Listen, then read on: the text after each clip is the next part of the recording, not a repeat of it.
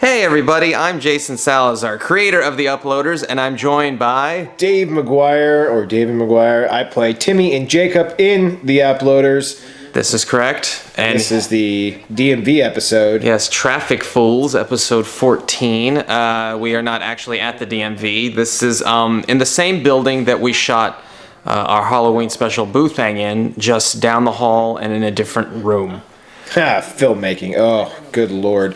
So this was 4 years ago, and I was much rounder then. I gotta tell you, though, I was so nervous to do this episode because it was just me and then a bunch of people that I didn't know. For the most part... I didn't know them either. I mean, a lot of these people, my friend Sarah brought, who you see later. One's her brother, and then the other two are her friends. Here's John Rutsky. Which we Ferguson saw in the pizza episode. Lon Lopez in the back has the immigrant resident stereotypical criminal guy. The Cholo. The Cholo, yes, and Rachel and Sharon in the background filling out the entire room. Yeah, I knew like three people, and then punching the doll, I was like, oh my god, like my stomach was just going nuts. That was funny because a lot of them didn't know the Uploaders, and when they saw you, who the fuck is this guy? Yeah, and you're like talking to this, and they're like, so I think a lot, especially that blonde behind you, her reactions were genuine. I mean, she's like, what am I doing here? But I'm not even getting paid for this. I know, it was such a group, such a weird group. John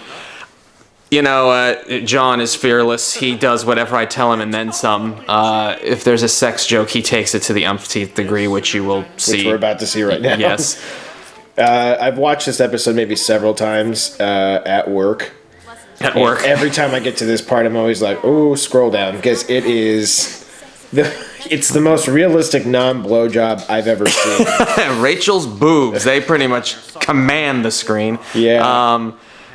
This blonde, like, what? So, what is happening? And Sarah and Emma in the front. Yeah, I mean, it was written that she does give him blowjob. Yeah, she does, but we didn't know how we were gonna. We were obviously not gonna really do it, but everyone's reactions to and John's movements in it, and then Sarah's and brother the fact here that he actually put his hand on her head too, and it was so ridiculous. And the fact that Timmy's just like licking his balls. It was just we had to get Rachel out of there because she couldn't stay the whole day. So it was like, well, okay, if I have you for even part of the day, then you're gonna get out because you give Ferguson a blowjob.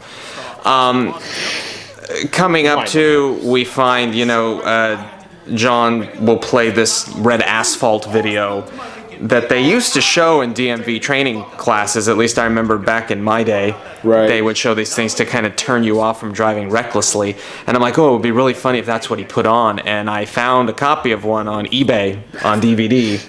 And I bought it and we played it, and it's very disturbing. It was all day watching it, and just like people just like literally dragged across pavements. And it was terrible. It was this is the best, worst Saturday ever. Yeah, it was. It was a Saturday. Yeah, everyone, thank you for giving up your Saturday.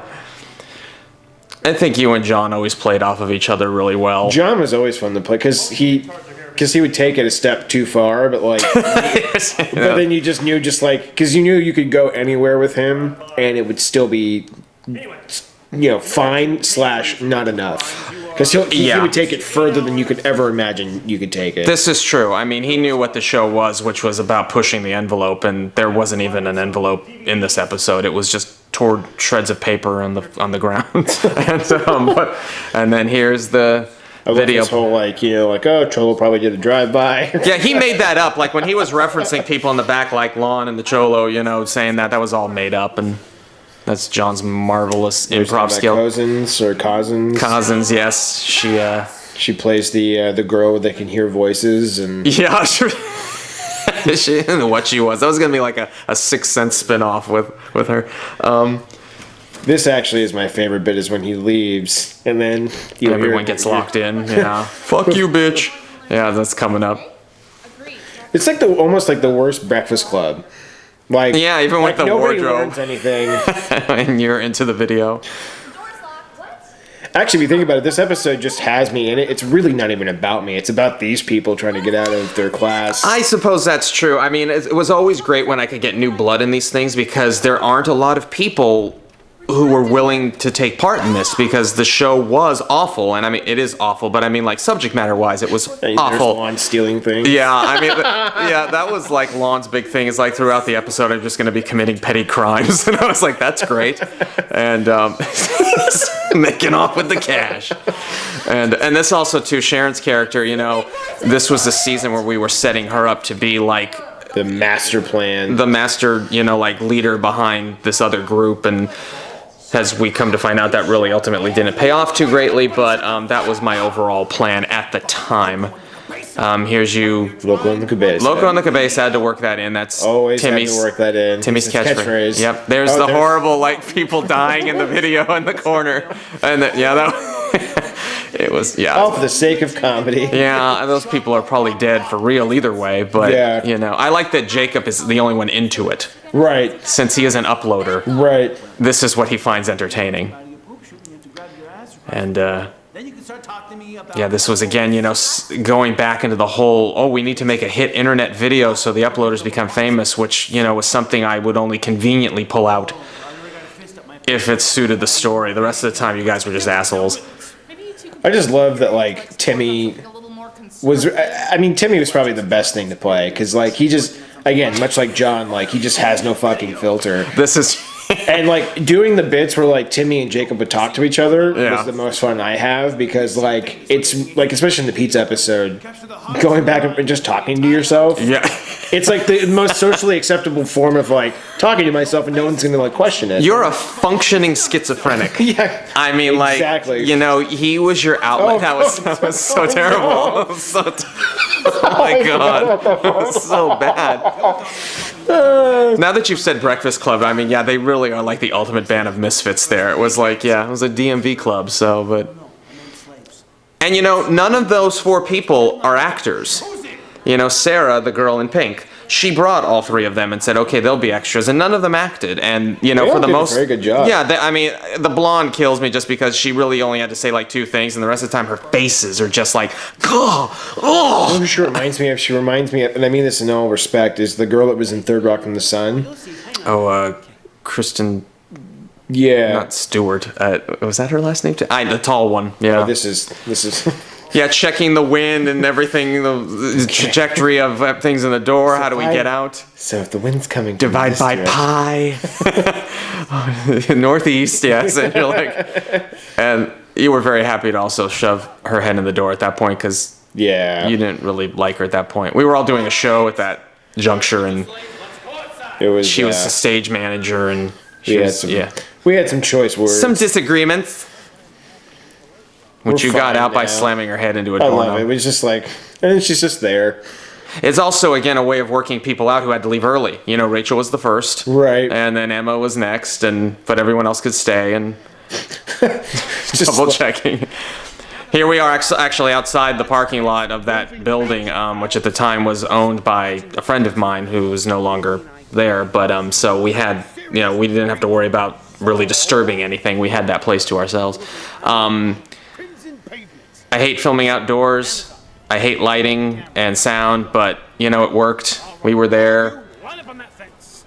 Nobody disturbed us. I didn't know how we were going to run them down, so of course, ultimately, we don't show it. The show lacked in special effects and money. I just love that, like, that's his idea for a hit internet video, is just running people over. Well, you got it by watching the Red Asphalt video. But it's just sort of like, this is going to get us hits. It's just killing people. Well, yeah, the uploaders are into murder at this point, so... In fact, I remember there was an episode that I wrote that was a direct sequel to this one, where Jacob is trying to find love.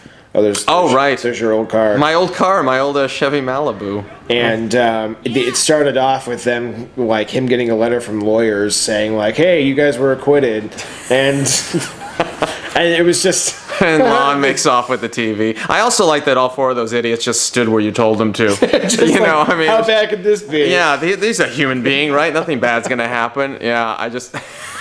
You know, this was all Lon's idea, too, to be, like, really the horrible, stereotypical thief, so I can't take credit for that. So excited, like, I can't believe they actually fucking did it. I know, it's like, yeah, they're fucking crazy, huh? You know, so it was good stuff. We never, you know, panned to it, because clearly they were all gone at this point. I mean, look, there's not even there's no Well, bodies on the ground. I can't believe I didn't zoom up more, but yeah, they're just crushed somewhere in another dimension. I just love how bad, how.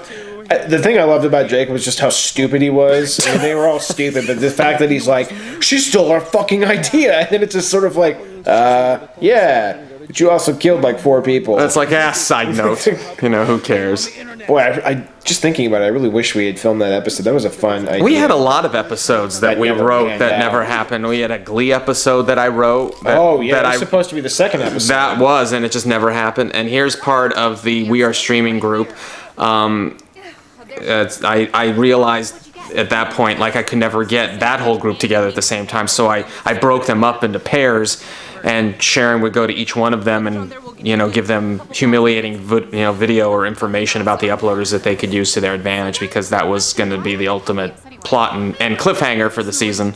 But again, it really kind of went nowhere. But what we know now is that her reasons were because she's a time traveler. That's right. Yes. Spoiler. Yeah, if you haven't seen the series finale, then this will all make sense later. But that was episode 14, Traffic Fools. It was fun. Which is a play on Traffic School. That's what I did. That was dumb. But no, that was a long day. I mean, we were in that room for 6 hours, and it was hot. I was the last one that had to bounce because I had to. Because once we were done filming, I had to scoot on up to Fremont to do that show. Oh, that's right. Well, we both did. December. Yeah. Oh my goodness. Christmas.